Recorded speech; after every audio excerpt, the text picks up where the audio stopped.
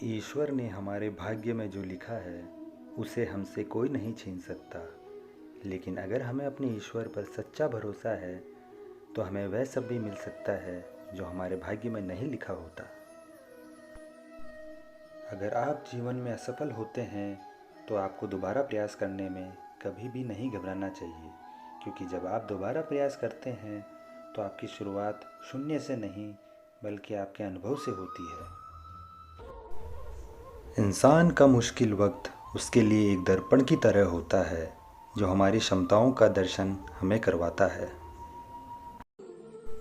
वह दिन मत दिखाना मेरे ईश्वर मुझे कि मुझे खुद पर गुरूर हो जाए, रखना अपने दिल में इस तरह कि मेरा जीवन सफल हो जाए। दुष्ट लोग अगर समझाने मात्र से समझ जाते तो यकीन मानो महाभारत कभी ना होती। इस पूरे ब्रह्मांड में ऐसी कोई ताकत नहीं है जो इंसान की इच्छाओं की पूर्ति कर सके, क्योंकि इंसान की इच्छाएं एक समुद्र के समान होती है जिसे कभी भी भरा नहीं जा सकता। अगर कोई मनुष्य हमारे साथ बुरा कर रहा है तो उसे करने दो, ये उसका कर्म है और समय उसके कर्म का फल उसे ज़रूर देगा।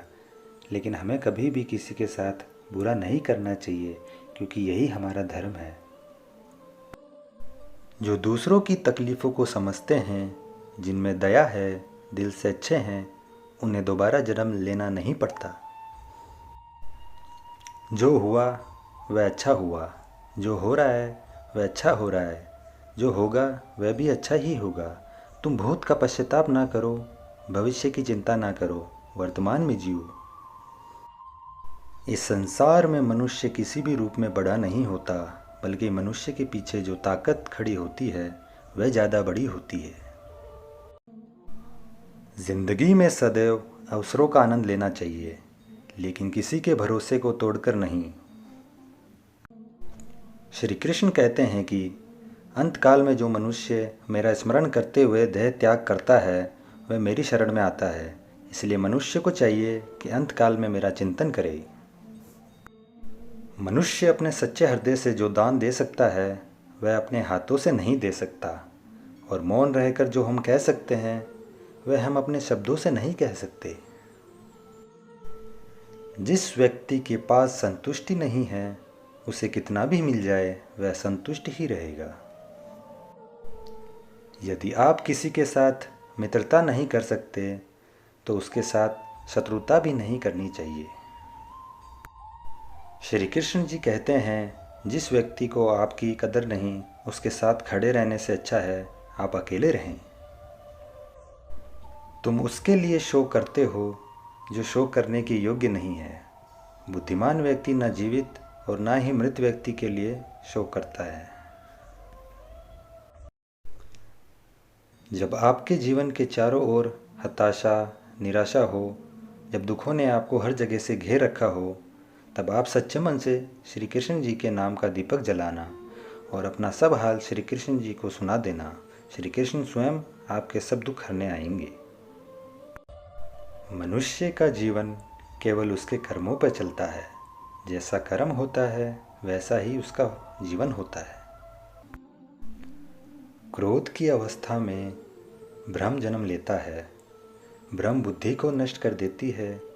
बुद्धि के नष्ट होते ही व्यक्ति का पतन हो जाता है। खाली हाथ आए, खाली हाथ वापस चले जाओगे। आज तुम्हारा है, कल किसी और का था, परसों किसी और का होगा।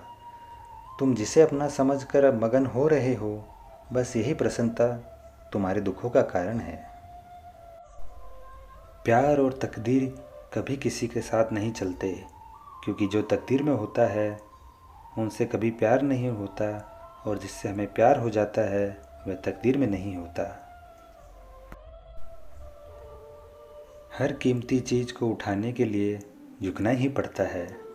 माँ और पिता का आशीर्वाद भी इनमें से एक है।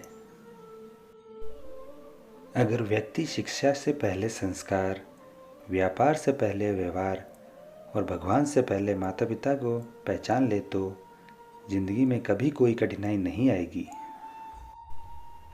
वह जो सभी इच्छाएं त्याग देता है, मैं और मेरा की लालसा तथा भावना से मुक्त हो जाता है, उसे शांति प्राप्त होती है। फल की अभिलाषा छोड़कर कर्म करने वाला पुरुष ही अपने जीवन को सफल बनाता है। जीवन में समय चाहे जैसा भी हो, परिवार के साथ रहो। सुख हो तो बढ़ जाता है और दुख हो तो बढ़ जाता है।